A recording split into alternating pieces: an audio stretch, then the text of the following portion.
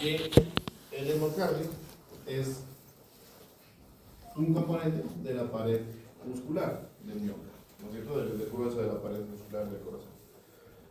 Este endocardio está en contacto directo con la sangre, y la sangre es la que circula por la torrente sanguínea. Va a depender mucho de qué factores tenga el paciente para que se manifieste o no este cuadro infeccioso, ¿no? Tendrá que ver de repente manejo de infecciones que sean sistémicas y que lleguen a llevar por el torrente sanguíneo los agentes causales de este cuadro infeccioso. Tendrá que ver con procedimientos invasivos que se den a nivel vascular, por ejemplo, accesos venosos, accesos arteriales, ya sean estos con fines terapéuticos o con fines recreativos, ¿no? Tenemos que ver también la posibilidad de que haya situaciones propias del corazón, por ejemplo, la presencia de vegetaciones en el aparato valvar, para que en estas vegetaciones se asienten las bacterias y empiece a haber la presencia de bacterias y por ende cuadros de infección, inflamación endocárdica. Entonces, ¿cuáles son los principales agentes causales que yo voy a encontrar como organismos causales de esto? Dentro de lo que son los más frecuentes, los estafilococos son los que se los llevan, ¿ya? Dentro de estos los coágulos positivos son muy frecuentes, ¿ya? Siguen la frecuencia los estreptococos, los cuales los viridans son los que también con cierta frecuencia son más evidentes en este caso, y siguen los enterococos, los hongos, bacilos gram negativos que sean aeróbicos, etcétera, etcétera. Ahora, si bien la forma en la cual se tiene para diagnosticar la endocarditis infecciosa es siempre con hemocultivos, hay un pequeño porcentaje de endocarditis infecciosa que tiene agentes causales que son microbianos, pero que se caracterizan por presentar cultivos negativos. Entonces, ¿qué significa? Vamos a ver más adelante dentro de lo que es el protocolo diagnóstico. El cultivo es una parte importante del proceso diagnóstico.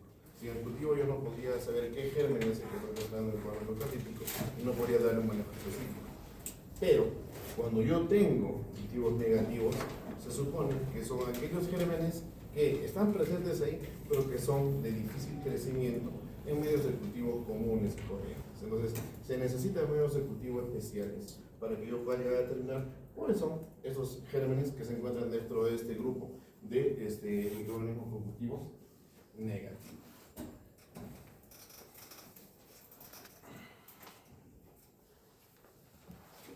¿Cómo puedo clasificar yo a la endocarditis infecciosa? Hay varias formas de clasificarlo. De repente esta sea una de las más pedagógicas para poder entenderlo, ya sea tomando en cuenta fundamentalmente el criterio de agudo, subagudo, crónico con respecto al tiempo. Son 5 tipos de endocarditis infecciosa que yo puedo encontrar basada en tiempo. Aquellas que son de endocarditis o las endocarditis de válvula nativa. ¿Qué significan? Las válvulas con las cuales todos nacemos. La válvula nativa es la válvula que todos tenemos, ¿ya? Que se puede dar de esta forma, aguda, subaguda, crónica, tomando en cuenta esos criterios de tiempo. Hay también cuadros endocardíticos que se van a dar en aquellas prótesis valvulares. No por el hecho de que es una prótesis se libera de ser colonizada por agentes infecciosos. En el caso de que esto se dé, hablamos de 2 conceptos fundamentalmente, lo que es temprana y lo que es tardía, dependiendo de la duración de 12 meses conjunto de cohorte. El tipo 3 es un tipo de endocarditis en aquellos pacientes que utilizan accesos venosos de forma recreativa. El tipo 4 es aquella nosocomial, o sea, aquella en la cual nosotros producimos la enfermedad en el paciente por una mala praxis o un mal manejo de los elementos al momento de abordar al paciente, ya sea con vías venosas periféricas o con catéteres venosos centrales o con cateterismos arteriales, etc. Todo aquello que se haga dentro del nosocomio. Y el tipo 5 son aquellas que tienen los hemocultivos negativos, lo que acabamos de conversar hace un momento. Entonces, para lo que es el tipo valvular que se va a afectar y criterios de tiempo, es importante tomar en cuenta esta clasificación.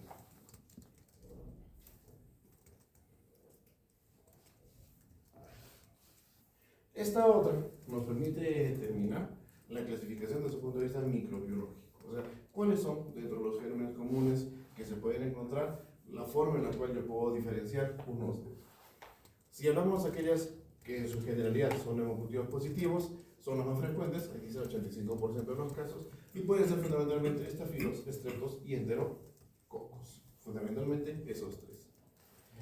Aquellos que sean hemocultivos negativos. Acá habla de un aspecto importante que se refiere a manejos antibióticos previos en el paciente. Obviamente, si el paciente ha recibido un espectro antibiótico por un lapso de tiempo determinado, ese espectro antibiótico tiene un tiempo de duración todavía en el organismo porque se deposita.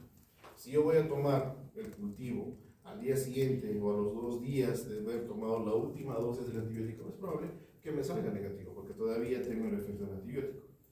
Nosotros, para utilizar o para corroborar que el paciente que ha terminado su manejo antibiótico no está todavía colonizado, utilizamos un periodo, un lapso de tiempo que algunos de ustedes lo habrán escuchado en las visitas, que se denomina ventana terapéutica.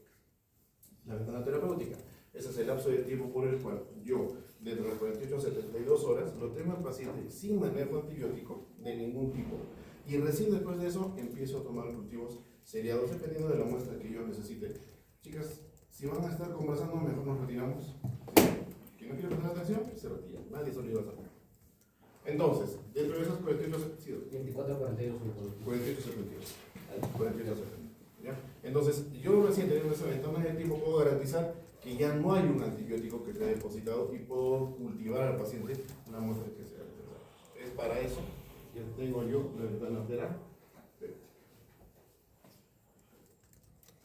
Dentro de estos organismos, los que están frecuentemente asociados a hemocultivos negativos sin que el paciente haya recibido un manejo antibiótico previo, tenemos estreptococos, los bacilos gram negativos, los ASEC.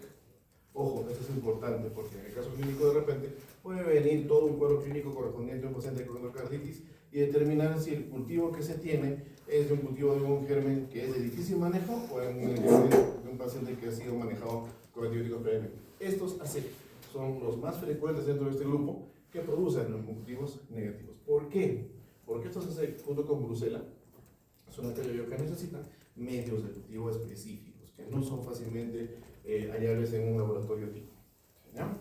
Y aquellos que son mucho más frecuentes negativos o constantemente negativos, las coxielas, la bartonella, clamidia, la troferima, también estamos ahí hablando. Y bueno, este es un poco menos frecuente, por decirlo, o más infrecuente. Y esta se caracteriza por producir la enfermedad de Wilbur. Son un 5% de casos que se asocian a cultivos que son constantemente negativos. Hay que tomar en cuenta bastante los agentes causales para diferenciar uno de otro tipo de endocarditis.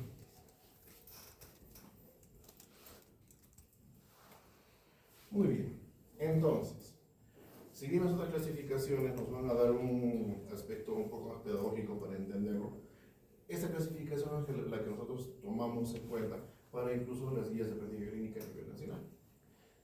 Según esta clasificación, nosotros hablamos de la ubicación de la infección, el modo en el cual se adquiere la infección, si esta es activa, con el concepto de endocarditis activa, y lo que es conceptos de recurrencia.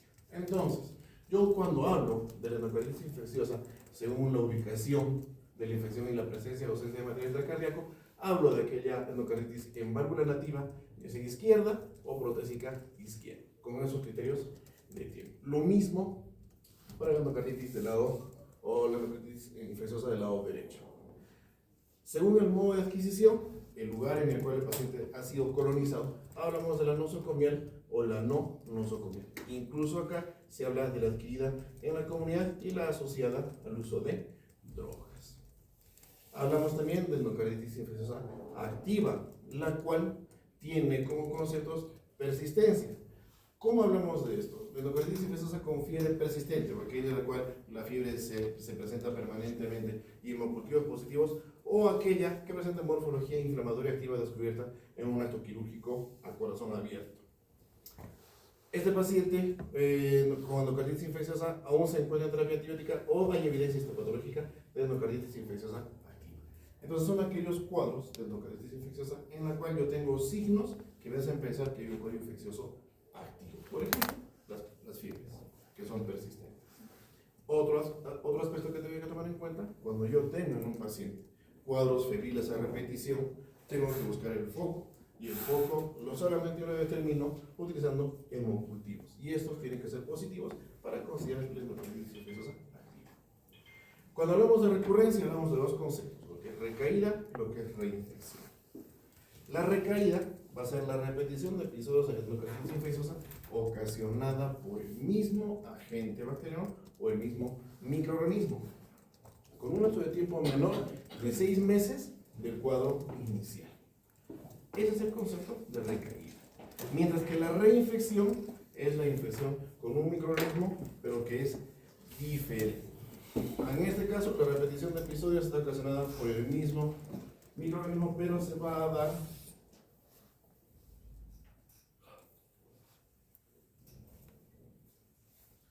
en un lapso de tiempo mayor a los 6 meses del episodio inicial. Esta clasificación es la que tenemos que tomar bastante en cuenta, porque ustedes se dan cuenta, va a resumir el lugar de la infección, va a resumir el sitio en el cual el paciente se coloniza y nos va a dar conceptos adicionales sobre lo que es endocarditis infecciosa activa, lo que es una recaída y lo que es una reinfección.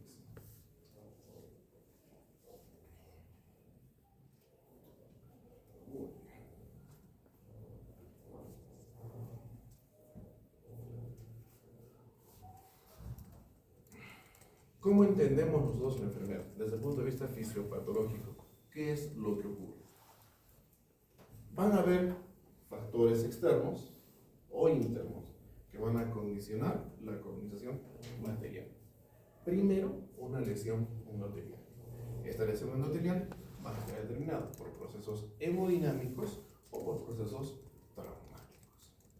Y por otro lado, vamos a tener maniobras que producen traumatismo de piel y o mucosas, utilizando elementos punzantes. Por ejemplo, uso de drogas de forma recreativa y algunos probables focos sépticos. Ambos, por su lado, van a presentar primero una cascada de proceso inflamatorio, la cual se va a desencadenar una endocarditis trombótica. ¿Por qué? Porque esta lesión endotelial lo que va a hacer es ampliar la cantidad de depósitos de fibrina. Y la presencia de estos depósitos de fibrina facilita la formación de trombos. Pero ojo, acá estamos hablando de un proceso de lesión endotelial estricto. No hay colonización bacteriana. Es por eso que la endocarditis trombótica es no bacteriana. Mientras que cuando ya hay algún traumatismo en piel que facilite el ingreso de los gérmenes por uso de drogas de forma recreativa o por algún foco séptico, hablamos de una bacteriemia que es transitoria. Y acá ya se da un proceso de adherencia y colonización de las bacterias al asiento que va a condicionar la presencia de esta vegetación séptica. Esta vegetación se va a ubicar fundamentalmente en el aparato valvular. Una vez que las vegetaciones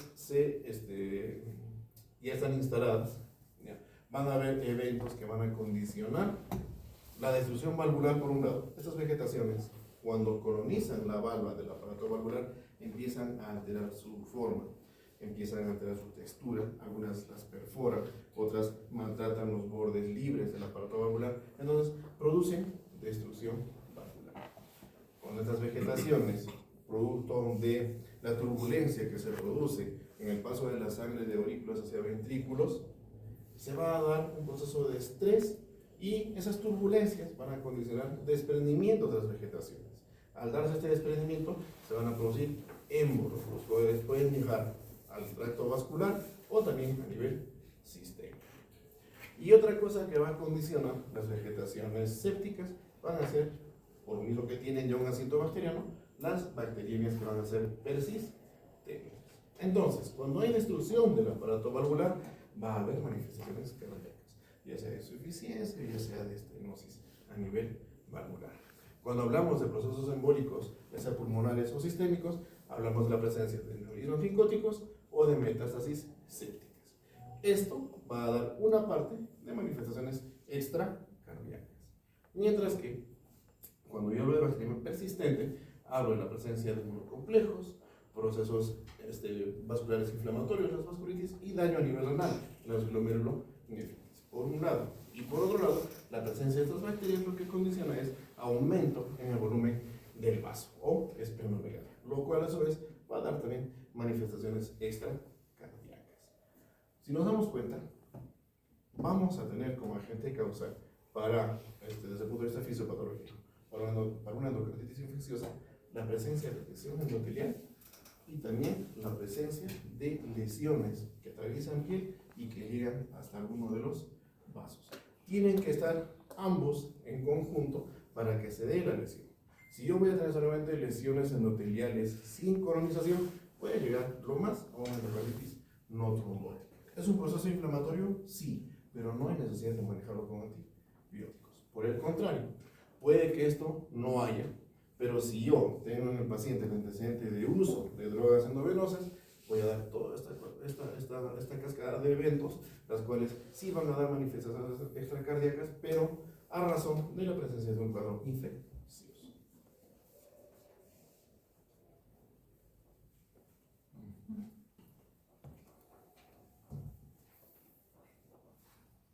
¿Qué es lo más frecuente que nosotros podemos encontrar en un paciente con endocarditis infecciosa?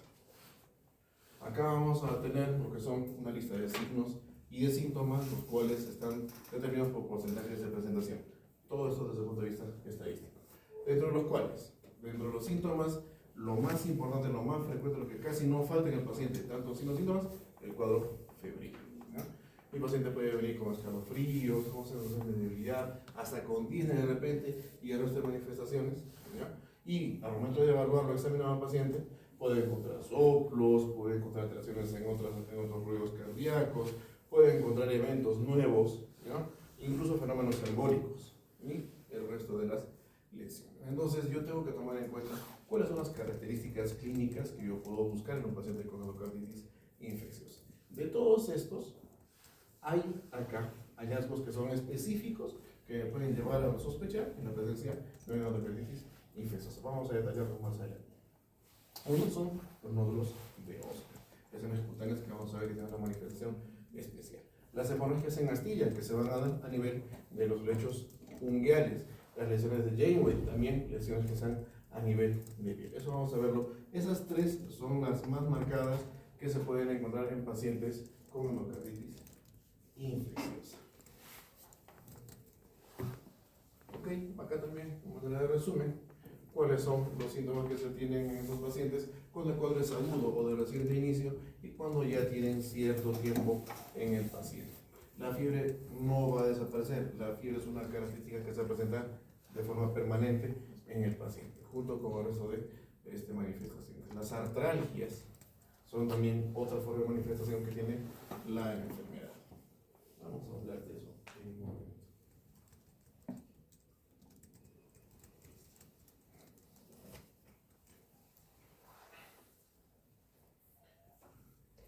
Muy bien, entonces, para hacer diagnóstico de endocarditis infecciosa, yo debo basarme todavía en criterios que van a ayudarme a determinar si la patología que estoy estudiando es o no es lo que estoy pensando. Para eso, mis criterios diagnósticos mayores son dos fundamentalmente. Uno, hemocultivos positivos. Tiene que haber hemocultivo positivo para que yo tenga la certeza de que hay un cuadro infeccioso y la evidencia de afectación endocárdica. El primero lo puedo determinar con los resultados que me tengan los hemocultivos del agente específico que está colonizando al aparato valvar y que puede ser agente causal para este cuadro. Mientras que la afectación endocárdica solamente la voy a determinar de forma imagenológica, utilizando los ecocardiogramas, ya sean estos transtorácico, transesofágico. Entonces, esos dos son mis criterios mayores.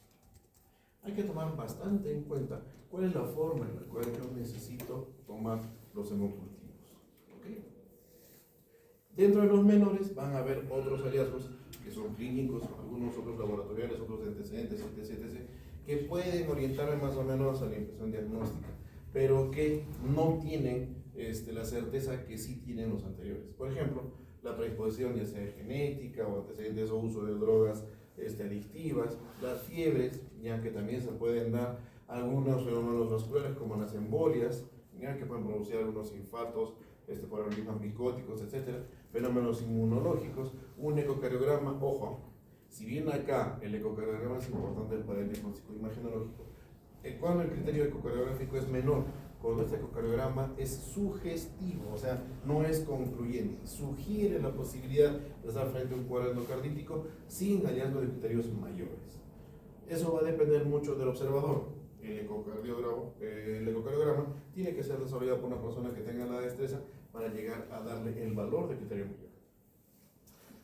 Los hemocultivos acá también que se mencionan, de los criterios menores, tienen otra relevancia que los hemocultivos mayores o los hemocultivos positivos tienen para criterios mayores. En este caso, cuando un criterio menor es, en el caso de los hemocultivos, cuando estos no sean concluyentes, también son sugestivos, son sugerentes, nos dan la idea, pero no nos dan la certeza, que no cumplen criterios mayores, o sea, solamente se va a dar en aquellos cultivos que pueden estar manifestando algún tipo de germen, pero que no tiene, por la cantidad de colonias formadas, la cantidad de unidades formadoras de colonia que se necesita para considerar que ese germen sea pues, el causal. Pueden haber eventos en los cuales la muestra que estoy cultivando se contamina en mi laboratorio por una mala manipulación, entonces me puede dar errores al momento de hacer la lectura del cultivo.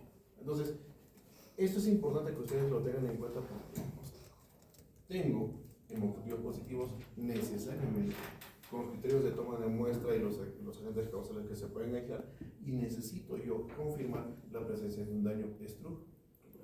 ¿Ok?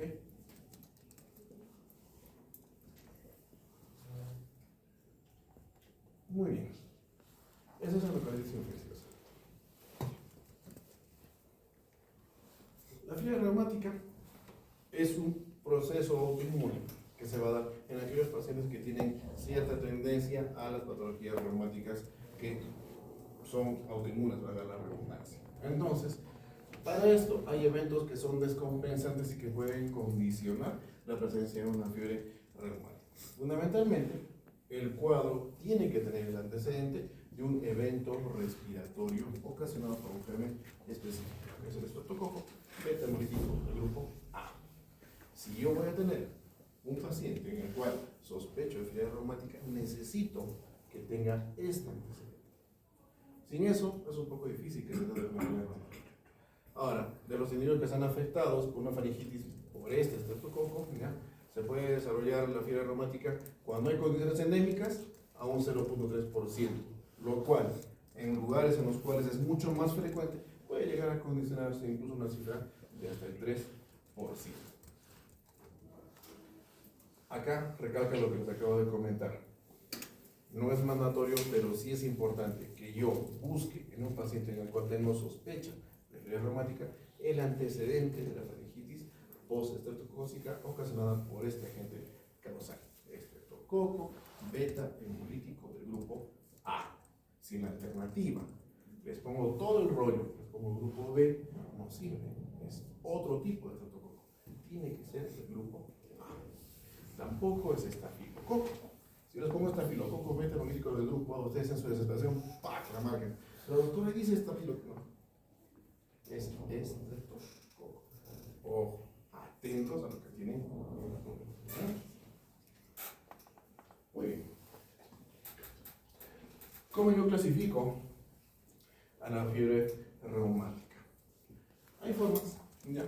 Una es esta de Clausar, que es un poquito más complicada, que habla de las características clínicas que se debe tener en el paciente, y esta habla un poco más del compromiso que se tiene a nivel valvar dependiendo del agente causal.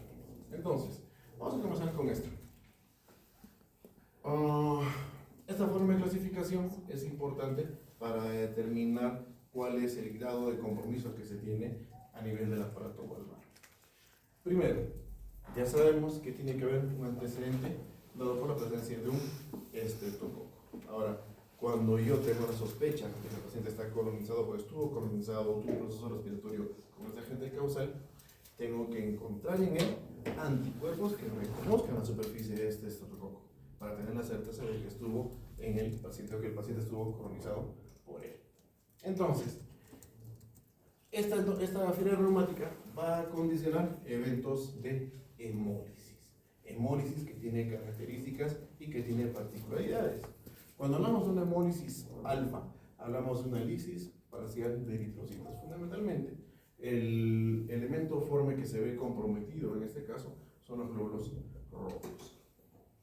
Cuando se da esta distribución o esta lisis parcial en los glóbulos rojos, se forma una coloración verde parda alrededor de las colonias de las bacterias, ¿ya? Esto dado porque se libera hemoglobina y se llama biliverdina. La molécula de hemoglobina sufre cambios al momento de la ruptura de la pared del glóbulo blanco, del glóbulo rojo, perdón, y produce biliverdina. Eso da la coloración de este verde pardo a las colonias de las bacterias. Cuando hablamos de una hemólisis beta, ya no hablamos de una lisis parcial, hablamos de una lisis completa, ¿ya? Y esto va a ocasionar que en la placa Petri, donde yo estoy cultivando, se va a presentar una zona clara, ¿ya? Y la hemólisis gamma es aquella en la cual no vamos a encontrar una lisis muy importante de glóbulos rojos. Entonces, esto me ayuda a determinar cuál es el tipo de daño que se está dando a nivel hematológico por la presencia de este estreptococo.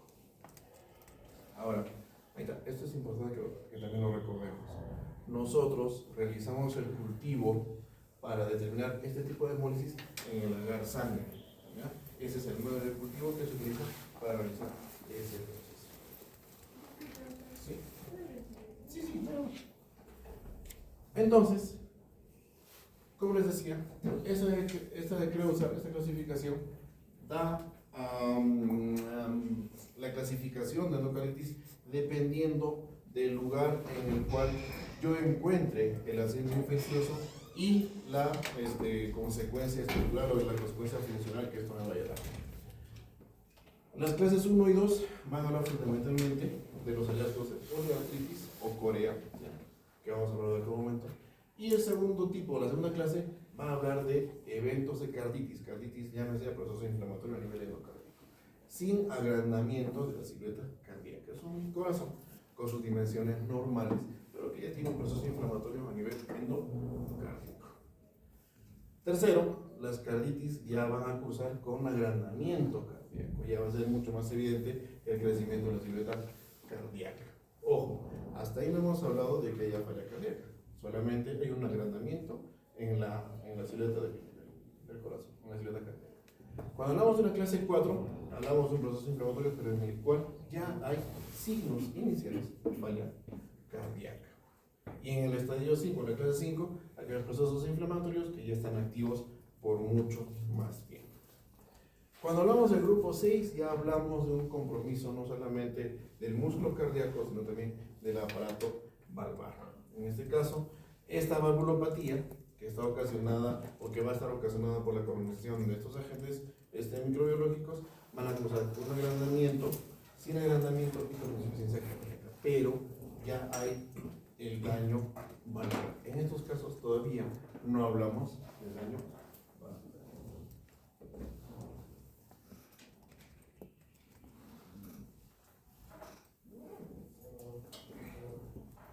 Muy bien, entonces, para tener yo la posibilidad de catalogar a un paciente como portador de una enfermedad reumática, debo tener algunas características importantes. Primero, lo más fundamental, lo más importante, tiene que haber el antecedente de una infección respiratoria y el agente causal de este cuadro respiratorio infeccioso tiene que ser un estreptococo beta hemolítico de grupo A, que no se haya esté presentado más allá del mes o de las 4 semanas previamente. Otro aspecto, la presencia de fiebre, que puede ser remitente con algunas pequeñas oscilaciones. A pesar de que el cuadro se llama fiebre reumática, hay algunos pacientes que no van a presentar cuadros febriles. ¿Son los menos? Sí, pero se presentan. Hay algunos, esto que se llama síntomas erráticos se refiere a aquellos síntomas que son inespecíficos, que no son característicos del cuadro, pero que se pueden dar. Dolor abdominal, malestar general, decaimiento, fatiga, etc. ¿No es cierto? Es muy frecuente que el paciente presente compromiso articular, ¿ya? Pero hay que tomar en cuenta, Esta fiebre reumática, en el aspecto del cuadro artrítico o del cuadro inflamatorio articular, se diferencia de los cuadros inflamatorios articulares degenerativos. ¿Por qué? Porque en los cuadros infecciosos o inflamatorios degenerativos de las articulaciones, en las artritis en sí, lo que vamos a ver nosotros es el compromiso de una articulación grande, fundamentalmente rodillas, fundamentalmente codos, ¿no? Los cuales agarran la articulación y producen un proceso inflamatorio local. Ese proceso inflamatorio agarra esa articulación y ya no la suelta. ¿Qué es lo que ocurre en la fiebre reumática? Si bien se da esta manifestación articular, esta es migratoria. El paciente puede venir un día con sinusoflegosis, dolor en la rodilla izquierda. Al día siguiente se soluciona ese problema y pasa a la rodilla derecha. Puede pasar a lo que son tobillos del lado derecho, pasar al lado izquierdo, etc. A eso se refiere cuando el compromiso articular tiene una conducta migratoria. Cuando ya se instala el cuadro cardíaco y evidencio ya valvulopatía en este paciente, podemos encontrar algunos signos de falla cardíaca. Dependiendo cuál sea el grado de evolución que tenga el paciente, estos signos de falla cardíaca incluso pueden llegar a ser severos. ¿Ya? Hay hallazgos dérmicos que se van a dar como característica en estos pacientes, pero que son de presentación transitoria y solamente se van a dar durante la fase aguda.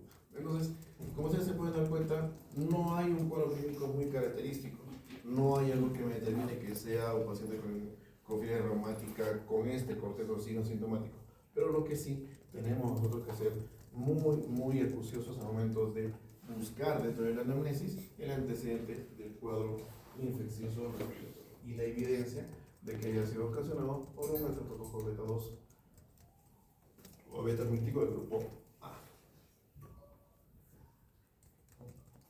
Muy bien, entonces, ¿qué es lo que ocurre desde el punto de vista fisiopatológico en la fiebre? Lo primero, la presencia del estreptococo, ¿no es cierto? Este va a condicionar el proceso inflamatorio, el proceso infeccioso respiratorio. Hemos dicho que este no debe tener una antigüedad menor a 4 semanas, mínimo 2 semanas. ¿Listo? La presencia de este estreptococo va a estimular el sistema autoinmune y va a condicionar la presencia de antígenos, los cuales van a estar dados a través de la proteína M de la membrana del mismo microorganismo.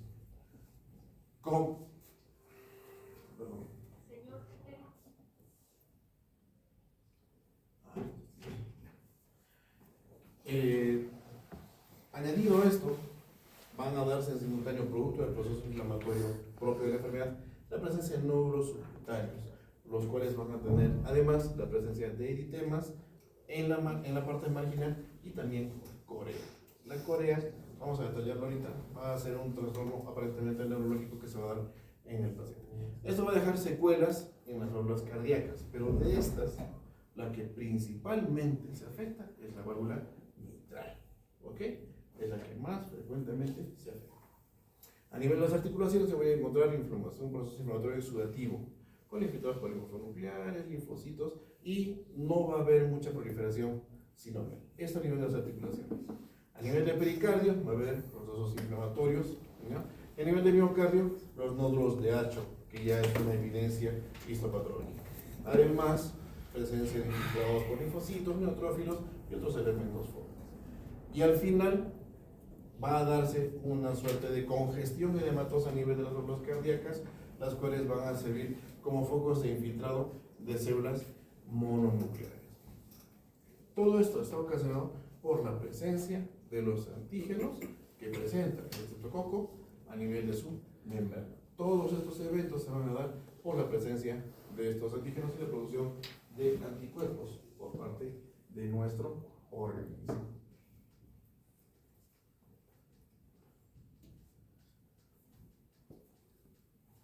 Cuando yo hablo de diagnóstico para lo que es fiebre reumática, debo tomar muy en cuenta, primero, el antecedente respiratorio y segundo, las diversas manifestaciones clínicas que se van a dar en el paciente. ¿Ya? Ahí vamos a ver lo que tengo. Habíamos hablado de múltiples manifestaciones a nivel articular, habíamos hablado de manifestaciones a nivel de músculo cardíaco, habíamos hablado de manifestaciones a nivel de piel, etcétera, etcétera. Entonces, Cuando yo hablo, ya, a modo de resumen, cuando yo hablo de carditis, hablo de una afectación que ocurre en un 40 a 50% de las personas que padecen a nivel del músculo cardíaco.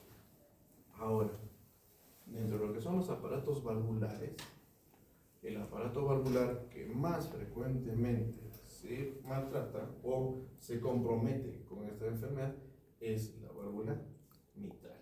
¿Ok? Si hay compromiso en la válvula mitral, debo entender en algún momento de la enfermedad que el paciente puede presentar signos o de estenosis mitral o de insuficiencia mitral. Ojo con eso. Dentro de esto, yo voy a encontrar criterios clínicos que me pueden ayudar a tener la idea de que estoy frente a una endocarditis. Por ejemplo, el proceso de carditis, las poliartritis que son migratorias, la corea de Huntington, los eritema marginales, los nódulos subcutáneos que vamos a ver de acá a un año. Entonces, esto de acá son, así como eran los criterios de Framingham para lo que es la insuficiencia cardíaca, estos son criterios de Jones, pero que me van a dar la orientación clínica para sospechar en una endocarditis infecciosa, tomando en cuenta los criterios mayores y estos que son los criterios menores. ¿Por qué son menores? Porque son mucho menos frecuentes en su presentación. Entonces, estoy siendo enfático con esto porque es importante y espero que se lo grabe. Es necesario que yo tenga un antecedente de la infección por el estreptococo enteromítico grupo A. Sin eso no hay fiebre reumática, no existe. Y acá los criterios de Jones también nos mencionan. Debo tener el antecedente de la infección bacteriana. No hay fiebre reumática sin eso. Entonces, añadido al antecedente, yo debo encontrar o dos criterios mayores o un mayor y dos menores para tener la sospecha de que estoy frente a una fiebre reumática. ¿Y cuáles son esos hallazgos importantes que yo debo tomar en cuenta en el paciente?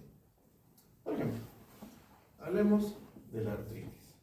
Les había mencionado que es un cuadro que asemeja un proceso inflamatorio a nivel de la articulación grande y que, como parte del cortejo sintomatológico, se presenta muy frecuentemente, casi en un 75% de los pacientes que tienen la patología.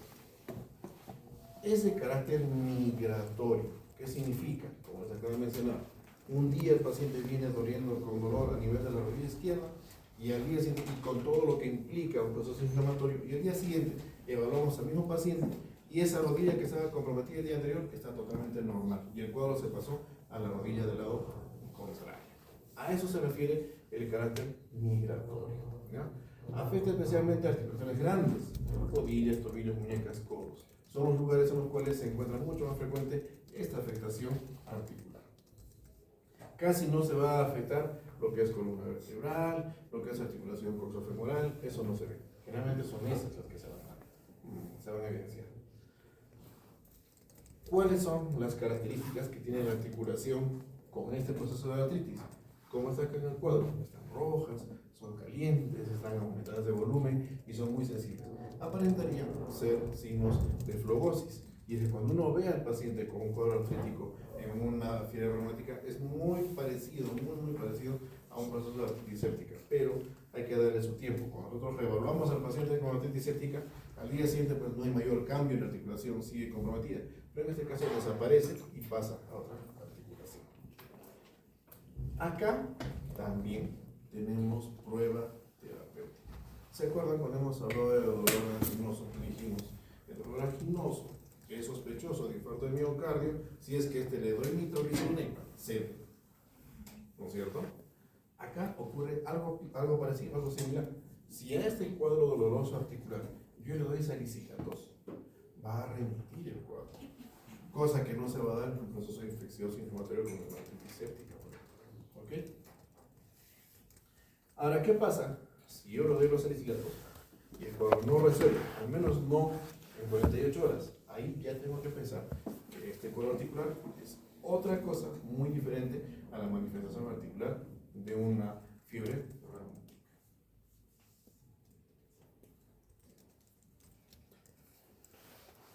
Otro hallazgo que tenemos, que ha sido escrito desde hace mucho tiempo atrás incluso, es la corea de Sider. La corea de Sydenham se va a caracterizar por presentar en el paciente una manifestación o una alteración bastante relacionada a lo que es alteraciones en la marcha y procesos de contracciones que se van a dar a nivel de músculo estriado. Descrita por Thomas Sydenham, más o menos en 1686, determinando la presencia de movimientos coreicos postinfecciosos en el paciente. ¿Ya? A ver, ¿quiénes más frecuentemente lo presentan? Niños, ¿ya? Generalmente son pacientes pediátricos los que lo manifiestan, aunque en algunos otros también se ha llegado a manifestar. La presencia de la corea corresponde a un criterio mayor para fiebre reumática, pero solo si, utilizando los criterios de Jones, se llega a ser el diagnóstico, o sea, necesita el antecedente del proceso respiratorio. ¿Ya? Ahora, cuando hablamos de pacientes que son mayores, solo un cuarto de estos van a llegar a manifestar la corea como parte de la manifestación de la enfermedad. Otra lesión que nosotros podemos encontrar es el eritema marginado. Y es que ustedes se deben dar cuenta que son lesiones nubulares. Nubulares nos referimos a aquellas lesiones que parecen o impresionan huellas de moneda sobre la piel. Tiene una forma bastante circular. Los bordes, como ustedes pueden darse cuenta, incluso son en sobrenivel con respecto a la piel que la circunda, que aparentemente es normal. Hay un discreto cambio de coloración también ahí. ¿Ya? Este eritema marginado no es muy frecuente en los pacientes, hay unos por ciento que lo puede padecer, y la lesión que se manifiesta es como un rash que cursa con eritema. Nosotros ahí estamos viendo, ¿no es cierto?, el tinte eritematoso que tiene el lecho de la lesión. Es plano en el centro, ¿ya? Es epiginoso, puede haber una sección o una apariencia de que sea macular, y el centro algunas veces es un poco más claro. Afecta extremidades, afecta tronco, como estamos viendo acá. No vamos a encontrar nunca a un paciente que tenga su lesión en la cara, porque no es lo frecuente que se manifieste a este nivel. Ahora, estas lesiones, si bien son poco frecuentes en los pacientes, su presencia también dura poco tiempo, son bastante transitorias y remiten espontáneamente. Y otra forma, otro hallazgo que se tiene también como parte del diagnóstico clínico, son la presencia de los nódulos subcutáneos. Estos nódulos subcutáneos fundamentalmente se ubican en zonas de contacto, zonas en las cuales hay ligamentos y zonas de flexión. Por ejemplo, esta es una articulación del codo que presenta nódulos de gran tamaño. Estos nódulos pueden ser indoloros y están localizados en prominencias óseas, como les acabo de mencionar. Fundamentalmente, extensores de las manos, los pies, codos, bordes de rótula, cuero cabelludo, escápula y apófisis espinosas de las vértebras. Estos son bastante dolorosos. Algunos pueden autolimitarse en su presentación, pueden llegar a desaparecer solos, pero hay otros que por el tamaño que tienen es necesario incluso llegar a drenarlos para evitar que sigan maltratando más la articulación y la impotencia funcional en el paciente. Entonces, hablamos de los criterios de Jones para lo que es el diagnóstico de fiebre reumática. Hablamos también de los criterios mayores y de los criterios menores. Ya habíamos visto que dentro de los criterios mayores la presencia de carditis o la poliartritis está ahí, la presencia de corea, el eritema marginado y los nódulos subcutáneos son criterios mayores. Mientras que en los menores podemos encontrar otros hallazgos que pueden ser característicos de un cuadro inflamatorio, pero que no siempre se van a presentar en estos pacientes, como los cuadros febriles, la presencia de antígenos reactantes de fase aguda que determinan la presencia de procesos inflamatorios que también podrían o no estar presentes, y algunas alteraciones a nivel del EKG, como es la prolongación de los segmentos PR. Entonces, si yo quiero tener, o si yo tengo la sospecha de que mi paciente puede estar con una fiebre o puede estar presentando fiebre reumática y tengo alguno de estos criterios, ¿puedo manifestarlos o puede manifestarlos el paciente? Sí, pero debo tener el antecedente del proceso respiratorio. Estreptococo beta hemolítico grupo A. Muy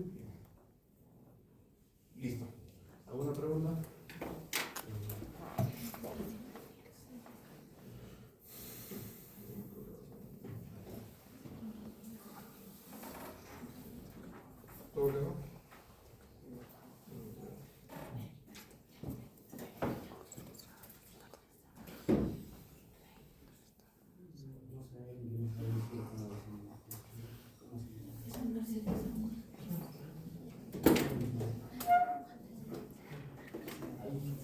Hay una persona que no puede usar ¿Quién le pegamos? Una persona no puede usar la cannabis, pero no puede.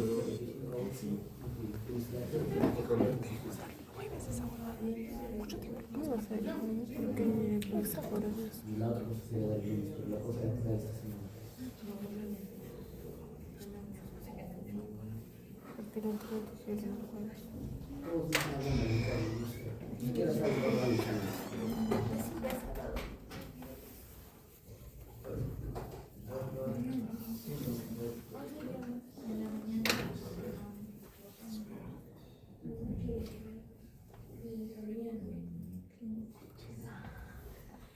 No, vamos a hacer otro tema más. ¿En qué momento? ¿En qué momento? Pero si hoy ya no es un grupo, ¿no? Y ahora les digo 5 temas. No, ¿qué vamos? Un tema por persona.